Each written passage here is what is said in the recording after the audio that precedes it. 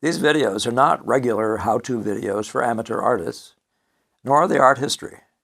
Their great strength lies in their breadth and the serious overarching message to professional painters, art historians, amateur artists, museum people, and anyone interested in art in general and representational art in particular. They're an impassioned plea to all defenders of representational art not to throw the baby out with the bathwater by only going back to the Renaissance way of doing things, ignoring the stunning contribution the Boston School painters and men like John Sargent made to its brilliant evolution.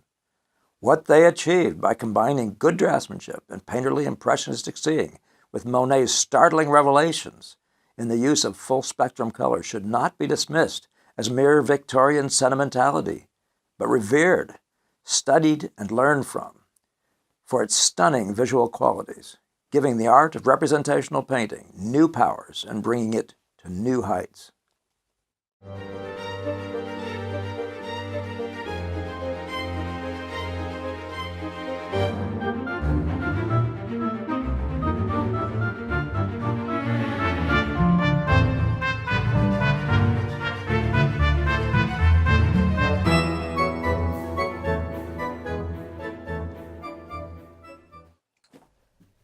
Well, here we are back again. This time, Impressionism. And I'm recommending, I've usually got a volume with me, The History of Impressionism. This time, John Rewald's book is full of the very best kind of stuff, good chronology and good painterly information as well. Today's discussion is the fourth in a series of 5 lectures, all pertaining to the Boston School. And right now, before we get going any further, I want to thank again the Tarbell Trust and the Groton Public Library who've made this possible. You'll find their videos available for you to buy here today because of them. And we're trying to get this information about a very precious school to New England, a school of thinking. Remember, it's not a school per se, but a way of thinking about and proceeding in painting. So without further ado, I think we should get right into this. I'm going to pour a little water first, if y'all don't mind. And let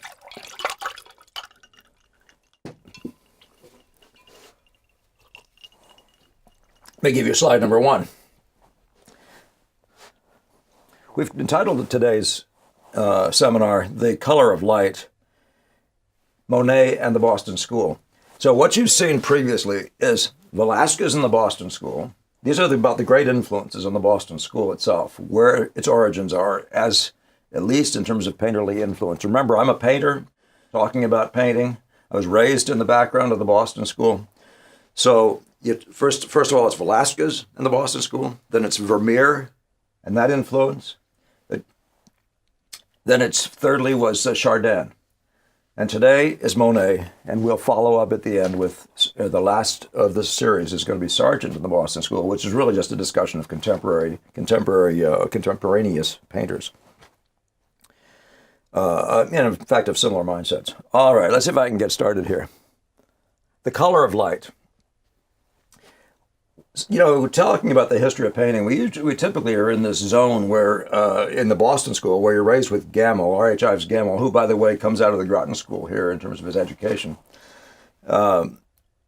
We typically start by talking about the academics.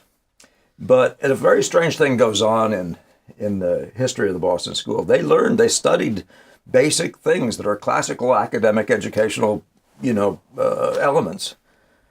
But once they ran into Monet, everything changed. And I think you'll be able to see why. But color has suddenly become this enormously significant, I'd have to say, in a sense, new thing. And the explorations of Monet into light and how color, chroma, values simultaneously affect light and affect, all of the arts, actually, is the culminating piece, according to R.H. Ives Gamel, the culminating piece of knowledge that gets us to the full truth of the visual impression. We'd like to say full truth, of course, what human knowledge is full truth. But for where we are today, this was the component that was most missing. And it took forever to get here. Velázquez sort of starts this, hundreds of years before that. A little bit later is Vermeer. But finally, we're getting to this place where these guys, the new guys, are bringing in the knowledge of the way of working of Velázquez, the way of working of Vermeer, and then they run into Monet and they realize they have to work the way Velázquez and Vermeer worked if they intend to incorporate the knowledge of Monet. On your left, you're seeing a painting by Frank Benson, one of the 5 guys who make up the Boston School. On the right, you're seeing Monet, this great new influence where all of a sudden a guy realized that, the need to accommodate color, if you're talking about really seeing, if you're actually talking about seeing all the truth you can begin to get at with, as a painter. There's a long history of truth for painters, and that is, you're talking about, for example, Da Vinci, and he's making observations about aerial perspective, for example, that in the distance, colors lose their intensity, contrasts become reduced. He notices things like the line of shadow, and he names them. He notices chiaroscuro, the obscure areas of a painting where things are virtually not visible, and then the other parts where things are enormously visible, and talks about it. These are very important visual elements, facts about the visual world. And eventually we're talking less and less about things like anatomy and perspective, and we're starting to talk about seeing how does the eye perceive. So these gentlemen here are beginning this journey into the world of the eye for the first time. Before that, it was all storytelling. Remember, I've said that before. The pictures were all, significantly, the church wanted pictures about church themes, and it was about, oddly enough, you call it church propaganda, for lack of a better word, but really just church doctrine or whatever, because they believed that people were illiterate, apparently, or maybe they were apparently illiterate, and needed pictures to help them understand the Gospels. Well, that's a use of painting, but it's when you get down to these guys, they're saying, what is really the nature of a painting? And they realize that it's the distribution of color on a rectangle. It's the play of light in relation to other light, effects in relation to other effects. Just visual elements talking and playing to each other. That's the essence. And so here we are with the Boston School very much buying into that. These people have all accepted that they're not going to paint these big, use casts of thousands to paint great church pictures. They're actually finding beauty way in a humbler place than that, right around them, in the everyday world. The word Impressionism admirably suggests, says Gamble, this purpose, which I don't mention, and differentiates it. I want to just leave out that suggests this purpose, but the word Impressionism differentiates it from a realism which seeks to imitate appearances rather than convey an artist's reaction to those appearances, right? So in the past, you understand that they were using nature. They were making it as like as they could because they wanted to tell you a story. And you weren't going to be convinced if their people didn't look like they had 2 legs and 2 eyes and that sort of thing. But now we get to this point where we become indifferent to the world of the imagination. We're deeply stirred instead by the world they saw around them. And so you all know what that means. It's just standing outside and suddenly you see the sunset or something like that. Or you're looking across a field and there's this crazy beauty of the colors, say on an autumn day, New England. So, what I like to do is I like to show these images of 19th century training, 19th century artists, these guys who are painting these really important history paintings and so on, and then show a slide like this, because it just blows them off the wall. Pictures just are now coming to life. Now, these are 6 Monets. Nothing like this had ever been done in the history of painting. This is totally shocking, totally new, and every single painter at that time, from Sargent, any of the biggest names you can think of, they all were just like woke. To use the modern expression, all of a sudden, everything was different. So you can see when this gentleman's out there, he's any given spot on any given day, the light's changing and he shifts. He'll paint for 20 minutes and pick up a new canvas and paint for 20 more minutes on the new canvas because the light has now shifted and he's after a whole different set of color relations and light effects. The intrigue is endless, but it's strictly visual. Keep that in your mind. And there we are again. Like no end of what you could paint. And each one of these things, by the way, he does multiple times in wildly varying lights. Again, Monet. However, I like to say BC. This is before Claude, right? Before Claude, this is the entire world. The Renaissance is outline-based painting. And by the way, the most visual guy, really the father of visual thinking, of using your eyes and seeing what you see, makes a lot of sense. It's the guy that's most near to us being a scientist, a guy who actually says, what is this we're observing? What is the nature of the observed? And so that's Da Vinci on the left. But typical of all the rest of what was happening all through painting was, you can see in the Michelangelo in the middle and the Raphael on the right, these are totally outline-based. These are drawings that were done and then stuck together on a picture. Much like you would if you were making a comic book today. You'd just do some drawings, guys pose the way you want them to and have them look like they're beating the heck out of each other or whatever you're doing today. So from the time of the Renaissance, this is the model from Giotto, even before that. Outlines. Now, by the way, there is some indication in the Greeks that there was something going on back there where they used something like Impressionism. It's rather curious. And I'm talking about what some of the stuff we say, I think in Pompeii, I should say the Romans, I guess. But this is the Renaissance. This is that great, breaking forth, where we actually start getting serious about bringing this all back to life. The great influences, of course, were the Greeks on these guys. But so that's the Renaissance. That's before Claude. This is our Veronese on the left, Titian, Caravaggio. You can see exactly the same thing. Everything is being made out of an outline and then modeling in between the contours of the outline of the object. Everything is done that way at this point. And by the way, who doesn't love Titian? There's a funny expression that Gamble used on us. That he said he had heard it from his contemporaries, teachers, but he said, when you're old, it's Titian. So in this, and there are reasons for it, by the way, but oddly and amazingly enough, they're color reasons. He's considered the greatest colorist. Until you get, by the way, in my view, until you get to Degas, but that's another discussion which even Gamble was indeterminate about, even though he wanted to say Veronese, for example, was the greatest colorist. There was a time, by the way, when painting was defined as an art of color, much like music is defined as sound, as the play of sound. So this is now the educated, sort of the basis of the education of a Monet. These three images are the guy in the middle, Orchard, was the first teacher of Monet. He had him doing cast drawing just like everybody else, drawing from the outline and modeling up the form between the contours, right? On the left is Lefebvre, on the far right is Bouguereau, and if I wanted to keep showing you, I would show you Boulanger, but that was the Académie Julienne, okay? And that is where most Americans went and studied. And so did, what's his name, Tarbell. I'm having a noun syndrome today, so just enjoy with me. But Lefebvre and Bouguereau and Boulanger were the heads of that, and Dennett actually was a big influence on our guys. He was also one of the teachers there. But you can see the orientation is around outlines, it's around imaginative painting. That is, they make these scenes up, they draw the figure, finish the figure, and then noodle it all up with models and whatever. But it's a very different model than what we eventually see. However, and this is a very important point, and this is, again, R.H. Ives Gamble talking. Now, in the modern realist movement today, which is fairly vibrant, but which I think is a significant reaction against modernism, right? And it's so much of a reaction that people have lost their way a little bit.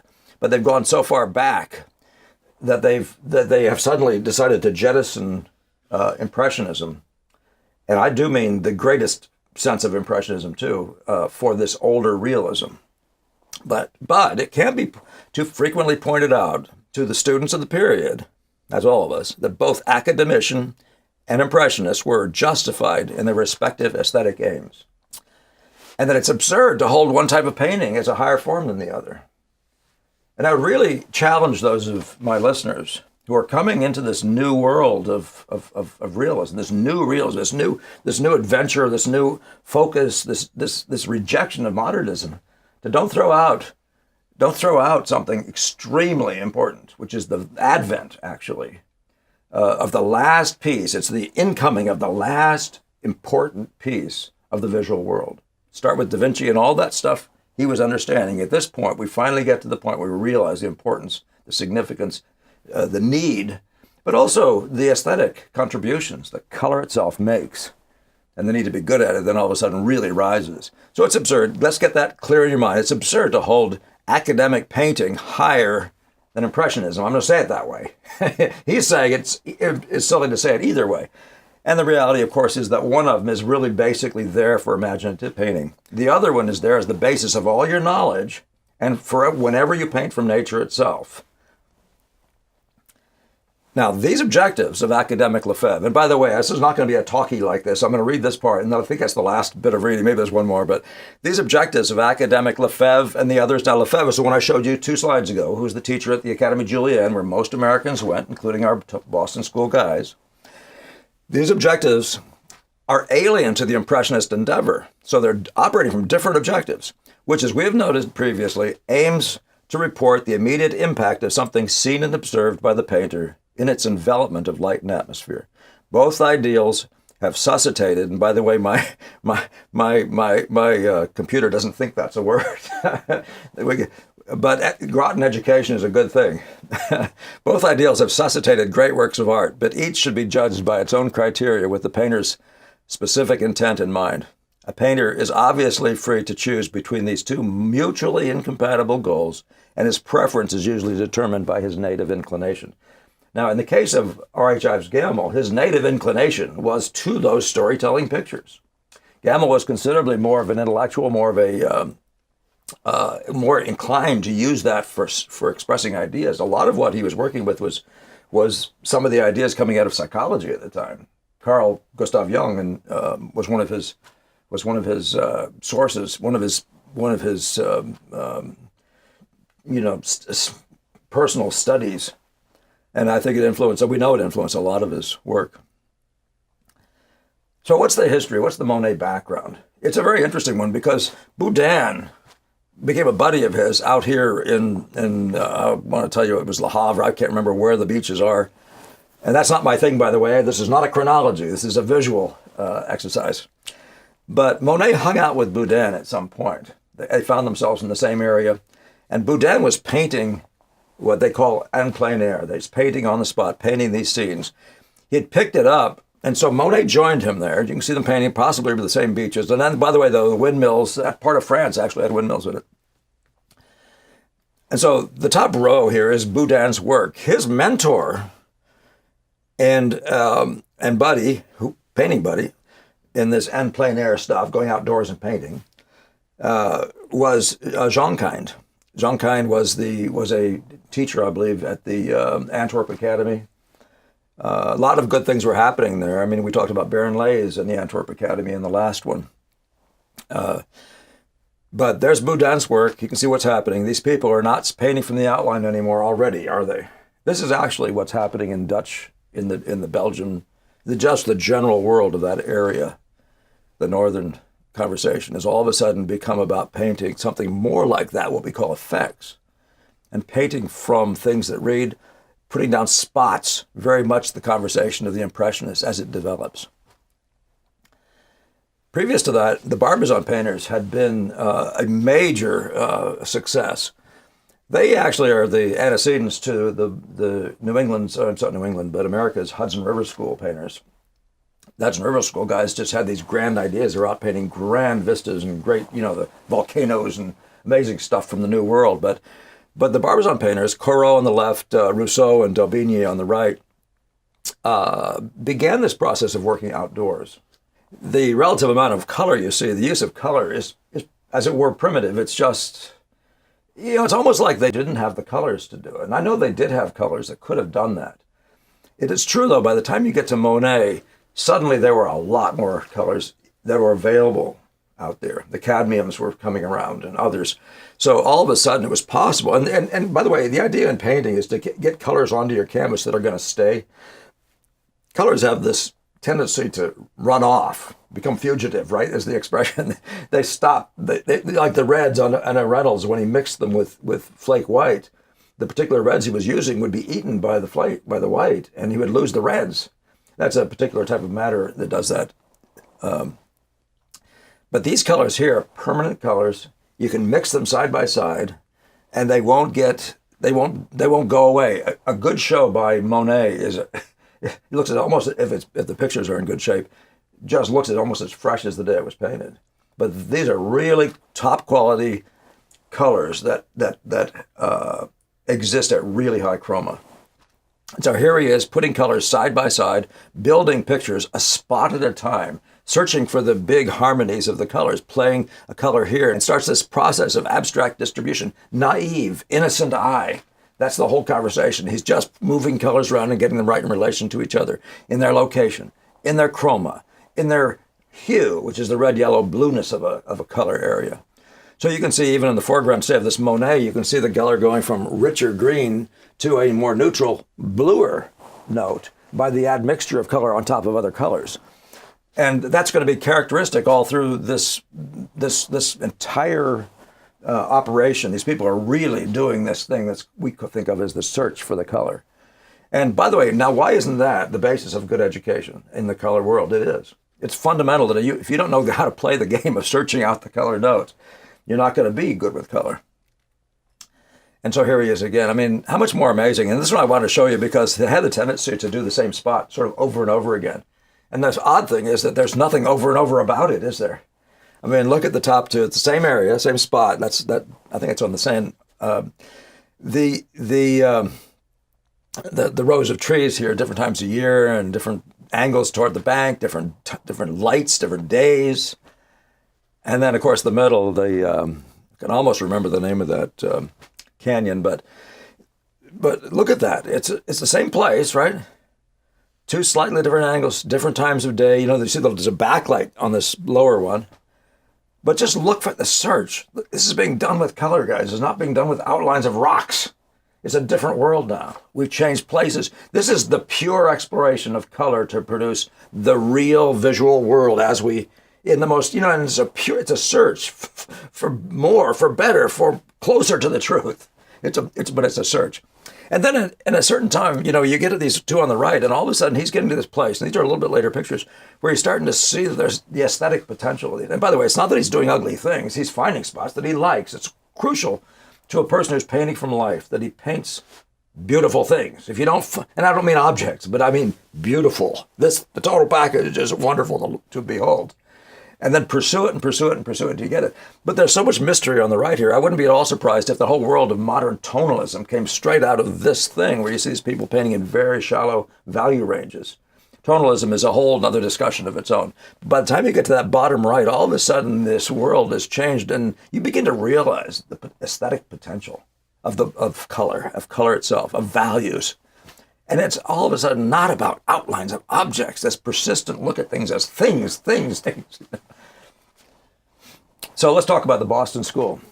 Boston School, of course, I was telling you already, had this background, which I'll show you, of which you might as well call the academic background. But it wasn't heavily academic. It was very good education. It was the studies of the antique, carefully made, beautifully drawn, careful articulation of outlines and modeling of form, learning how to model form, learning how to get proportions right, and all that sort of thing, And but they too, though, having done all that work, they too found themselves. So I'll just introduce them. They found themselves, engaging Monet.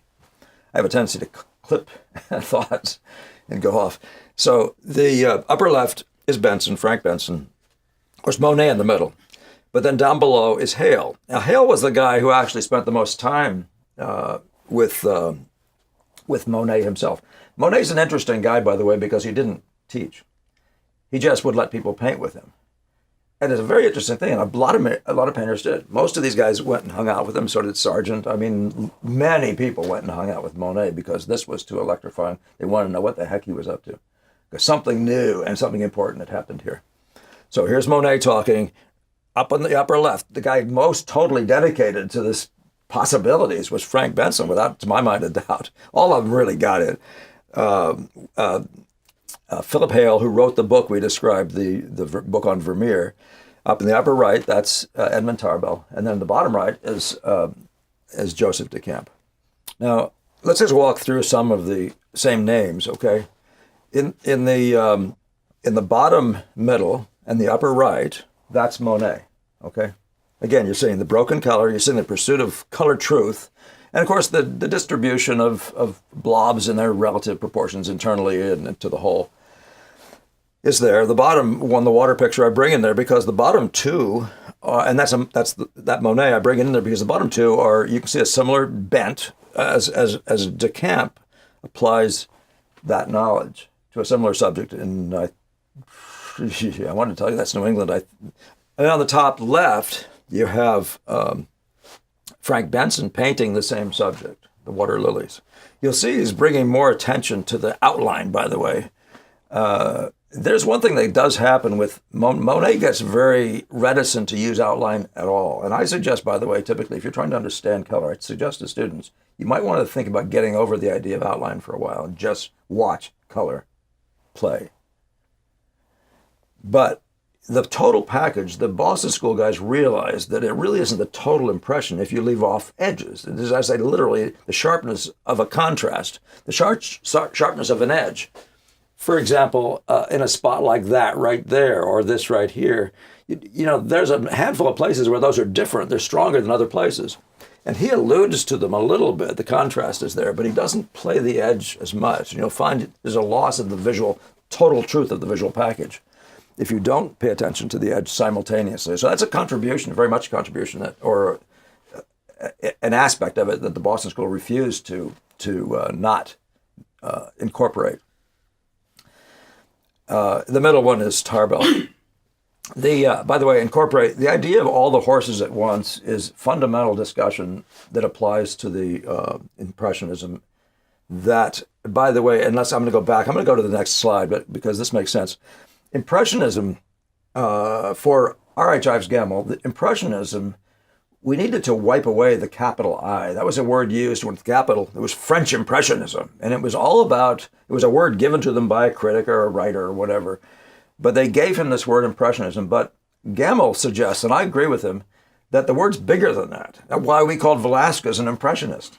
Because he begins to work with just the look of nature in his eyes and playing the game of visual components in relation to visual components. That's the very nature of Impressionism. So instead of thinking it's about broken color and bad drawing, let's get over that and think bigger thoughts. Well, the background in terms of people prior to the Boston School who worked in the Monet knowledge, well, Bunker in the middle there was a buddy of, protege to some degree, I think, of Sargent's, but he was the teacher of Paxton. And you can see here, fully incorporating the idea of broken color and of getting the light effect. It's one of the most beautiful things about the Bunker's work. Bunker was a gentleman who didn't have a long life, but he made some of the most important ventures, that had, into this world, combining the classical kind of drawing with Impressionism. And it had a big influence on the Boston School guys. Perry on the right, Lilla Cabot Perry, probably literally spent more time than anybody else with Monet. She just sat there, took that lesson and kept bringing it back to Boston and saying, guys. And so, and Vinton on the left also is one of the most beautiful pieces of light painting, and that doesn't even begin to show it. At the Museum of Fine Arts in Boston, I highly recommend you walk yourself to that painting if you see nothing else in the museum. I don't know if I've ever seen anything that projects what I see on an average morning, say a somewhat early morning of New England light. It's just one of the most staggeringly beautiful effects. So here's Philip Hale. And as you can see, his thing is really way, for the most part, about the color and the distribution of spots. It's very Monet. And he sacrifices drawing happily, I would have to say, for the most part. But there you are, these various pictures that get that across to you. The middle one's a pastel, by the way, and this Impressionism is, pastel is a great medium for Impressionism. Edmund Tarbell, the one in the top middle is at the hood. The bottom one we've just seen previously, that's in the Museum of Fine Arts. These other two on the outside edge, I think both of them recently have sold for, so we're talking about higher prices than any pictures of the Boston School in recent years, up in multiple millions, which is it's a significant thing. And the top right one I just discovered, thank somebody or other for putting it online. But that gives you a sense of how he's incorporating the broken color and all that stuff. He paints scenes, people around water, and in gardens, classically typical, or, when people want to explore sunlight, the color, sunlight's the thing, go out there and find out how it plays. That's the kind of the great challenge. And I want to say again, by the way, Tarbell is the dean of the Boston School. He's the guy that everybody considered its sort of effective head, if there was such a thing. But it wasn't like it was a school, as I said, it's a way of thinking. But this incorporation of Impressionism into this whole thing is that way of thinking. Frank Benson, again, I don't know if anybody actually got more pleasure out of the light than Frank Benson did. These pictures don't even begin in the reproductions the way I've had to show them. Doesn't even begin. You need to see these pictures in person. Frank Benson is the guy that starts this discussion that you're going to see some reference to here about painting from effects. And I have these discussions with former fellow students of mine regarding the drawing from effects rather than outlines. And it's a really important point to just notice the comments that he makes to his daughter. His daughter takes notes while Benson's trying to teach her persistently about putting away drawing the way you've learned it from those outlines and starting to draw with the effects. That changes. That conversation really brings us to the visual order, which is going to be the topic of our next conversation. Our next video. Joseph de Kamp, of course, same thing. Joseph de Kamp was probably the greatest draftsman of these guys, and did incorporate the knowledge. He comes out of the Munich background. Frank Duveneck, who himself, though he started in this sort of brown school over there in Europe, and by the way, both of these guys were from Cincinnati, de Kamp and Duveneck, but both of them incorporated Monet's broken color in full light. The search for the light as it really appears. You couldn't get out of it. Once people are doing it, you realize you're looking like a little primitive. It's like it's like you're wearing yesterday's clothes. So in the upper right, that scene looks like it's a Gloucester scene. Him, Duveneck and others put time in Gloucester just searching this out.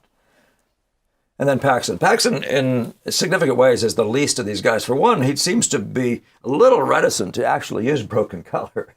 He seems to have a need to flow the paint into each other. The picture on the right is the nearest thing that you'll find, probably there's a couple like that, to his use of broken color, but he seems to be really tense about ever leaving the outline, even though he's breaking the color. So, but his overall look, though, he's still bringing the full chroma, using the whole spectrum of colors available on the Impressionist palette, and so his chromatic range is ascending. He's not living down in the browns anymore and that sort of thing. The middle bottom one really is a delightful piece, though, that to some degree, really doesn't want to be broken. It's about distance, and the more broken up it is, the more it's textural, the more it's here than up there, than back beyond that. So now, what really makes the difference, though, is what happens when the Boston School guys come indoors, okay? So I've split this whole video into two parts, really. This is the color of light was the first part. This is the color of shadow.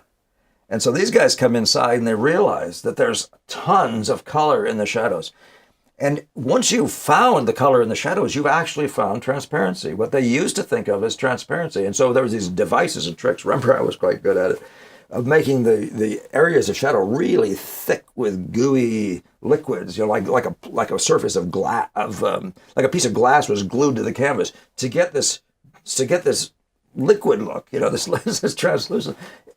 Nature doesn't do that. It's just colors and values in the right place. And the transparent look is a result of getting the right colors and values, in this case, in the shadows. And I'm sorry, that can't really be shown well on these slides. But that's what's happening. They're bringing the light indoors. Yeah, they're working indoors. And you can see the movement of color across the wall of the blue cup on the left, or the study of the color movements behind the woman on the right, or even through the tabletops. It's everywhere. You know, the relative, by the way, this is a very interesting picture that shows the kind of a studio he was in. He was across the street from a brick building. I would say, fortunately, this building burned down. It wasn't fortunate because he lost so much work, but so the brick building typically is a north-facing thing, but the brick building would be receiving sunlight, smashing up into a studio.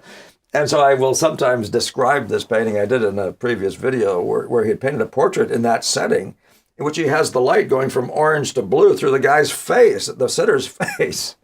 What a remarkable thing. But this, you can see a similar thing with the icy cold areas down here and the much warmer background wall above. You can see it on her as well to some degree. You can see that this is a pool. You see the pool of cooler light here?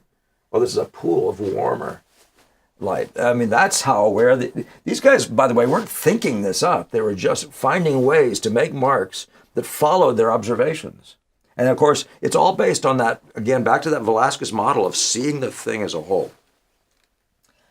All right, so there we are, indoors. And each of these needs to be seen on its own. You can't even begin. The top two, the one on the right is one of the nicest Paxtons for that purpose. And the one just above it, just to its left above, both of those have this wonderful demonstration of the value of getting color in these otherwise flat areas and giving you this enormous sense of atmosphere because of it.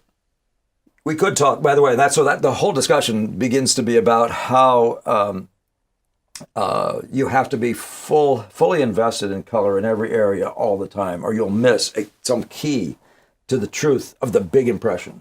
This was never, at this point now, it's no longer about people, it's about the light. We're now talking about painting light, okay? We're not realists anymore. We're not storytellers anymore. We're just big eyeballs. You know? Somebody said once, I think it was Sargent talking, somebody said about Monet to him, he's just an eyeball. Sargent says, yeah, but what an eyeball. That's a pretty cool thing. But, you know, you begin to see the mystery and magic. I mean, like, for example, these pictures would not be as beautiful. For example, see this pool of color, where the color sort of oozes at its richest, right? Which similarly happens in this one over here. All of a sudden, we're talking about centers of interest by color. You know, so you think you can get away with just making the center of interest because you put it in the right place. But it's actually this chroma thing starts playing a big role. It's really obvious in this one where the head is, this whole area is the richest, no doubt. But you see as the Paxton's done the same thing with the central upper area of the picture. The chroma is now playing this enormous role. But it's just like, is this beautiful to look at visually? Is it a pleasure to see? And by the way, the discussion of spots, the distribution of effects, right? The spot. This basically, you'd say a picture like this one. This is a light picture and there's dark spots on it. And the question is, are they interesting? Is the spot distribution interesting? That's eyeball stuff. We're not talking about girls and windows anymore, right? So that's really now the new world. This is it's a whole entire new order. It is the visual order now, not the actual order of real things and stories, which is really, there's a funny discussion about illustration, but the world of painting has historically been an illustrator's world. It's not anymore. It's now the dance of color. It's now music, okay, on its own terms, for its own sake, right? And now you realize it doesn't matter what your subject is. What matters is if you fail at this, you failed. Okay, this is now new stuff. This is the gauntlet, by the way. I'm going to suggest to you folks, this is where I'm telling you this. You can get this or you don't get, okay? I mean, your audience, by the way, I really do appreciate that you're not thinking that. You're these guys I'm challenging. I'm challenging the world out there, the new realists of our time. So here we are again, these interiors, and again, the wonder of the total package of searching out the atmosphere. Right? What a delight. On the left of Paxton, as you can see, the Vermeer influence in all these guys as well. But the total package, all of the colors relating to each other. As I quoted Paxton earlier saying, if you have it in your brush, that red, for example, look around to see where else it actually shows up in the picture. That's all the horses at once, but there's a whole discussion about all over the place at once that goes along with Impressionism. So you're always, if you have a color note, you're actually looking there to see what it relates to. And if you see it again here and over there, well, there, make the mark. But it's a very different world from this idea of drawing outlines of things. And you can't get there from here, right? You can't draw outlines of things and get this result. It just can't happen.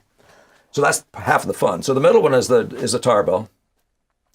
Tarbell has the distinction of being in a sense, the most sensitive. There's a funny thing about this. The story really does stay alive, doesn't it? Despite the fact that he's doing an impression. He's got this, I say an impressionist dance of color, lights, patterning, of atmosphere, all that stuff.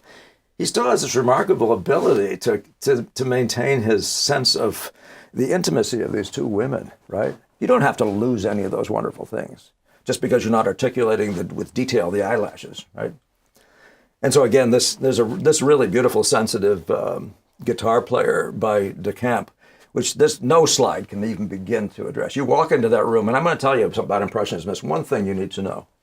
The whole world of paintings can sit before you of the 19th century, and not too many of them will make you go over there and say, wow.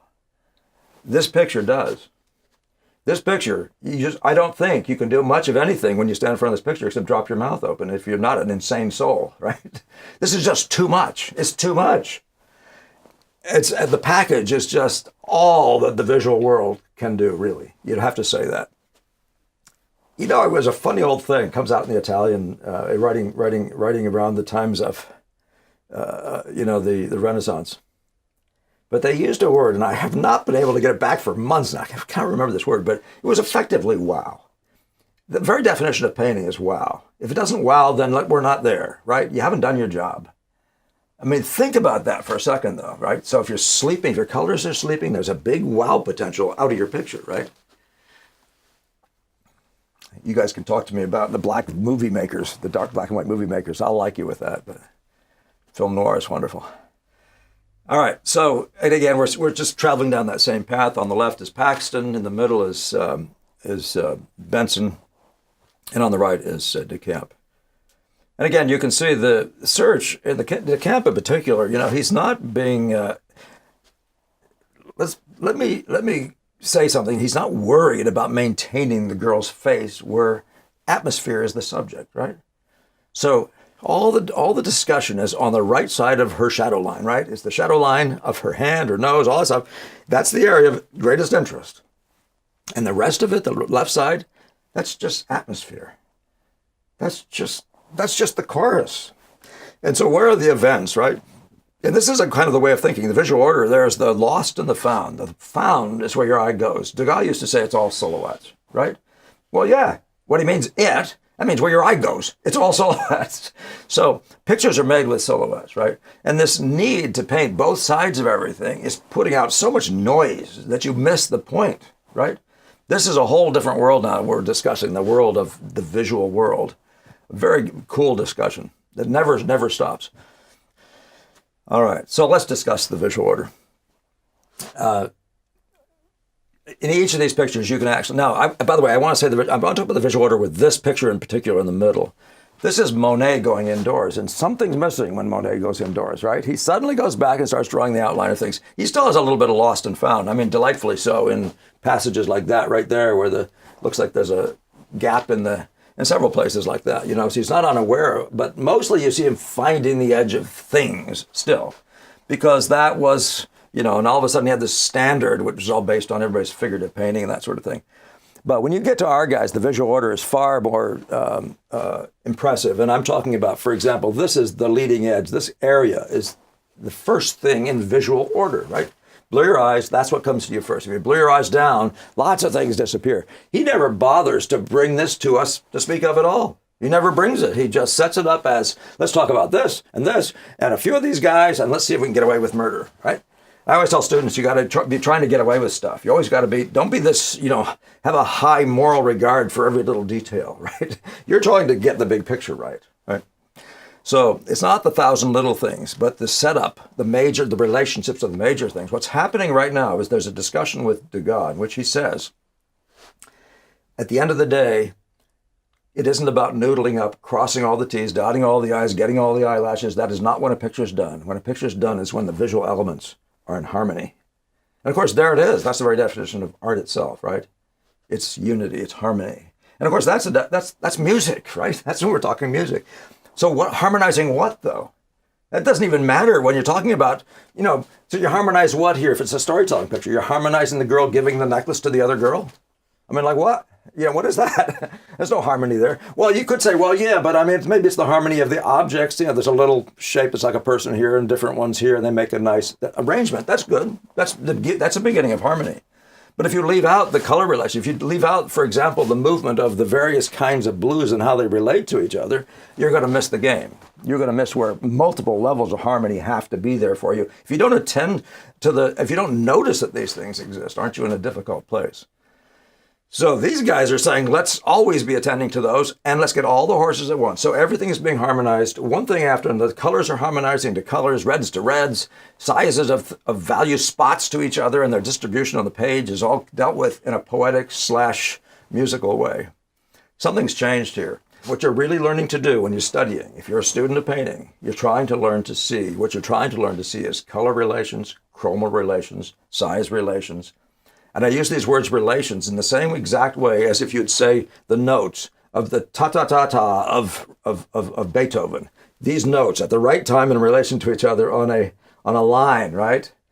That's true of every color note in a picture. That's true of every size. It's true of every effect. It's true of every angle.